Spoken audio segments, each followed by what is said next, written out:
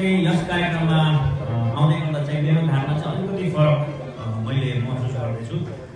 नेपाल चाहिँ बहुजातिक वेशभूषा र प्रकृतिको सुन्दरताले भरेको देश चाहिँ ट्याक्स फ्री हुनुपर्छ जस्तो मलाई लाग्छ। मुख्य उद्देश्य चाहिँ देशको अर्थतन्त्र सुधार्न हामी लागेको जस्तो मलाई महसुस भयो।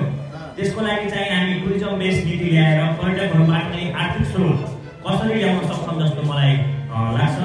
बाहिरबाट नै निवेश हामीले कसरी भित्राउन सक्छौँ, यहाँको हिमाल पहाड वन खनिजमा चाहिँ हामीले सदुपयोग गर्न नीति ल्याउन सफल भयो भने चाहिँ हाम्रो राजस्वको तालले पनि बाहिरकै नीतिबाट पुरा हुन्छ जस्तो मलाई लाग्छ।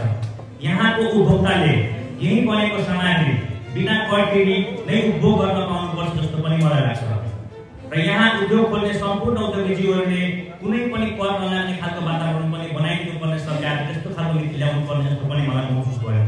विश्वले चाहिँ नेपाल भनेपछि त्यसको मुखमै उहाँको एउटा हँसिलो अनुहार देख्न सकोस् जस्तो पनि मलाई लाग्छ। र यही नीति र कार्यक्रमहरू हामीले अगाडि सार्न सक्यौँ भने चाहिँ हामीले हाँसेर यो राजस्व नीति भनौँ न राजस्वहरूलाई चाहिँ कसरी टार्गेट पुरा गर्न सक्छौँ जस्तो मलाई लाग्छ। धन्यवाद। सहयोग गरेको खण्डमा हाम्रो पनि व्यापार फसाउँछ भन्ने हाम्रो सोच छ। यसमा के छ भने हामीहरूले पहिला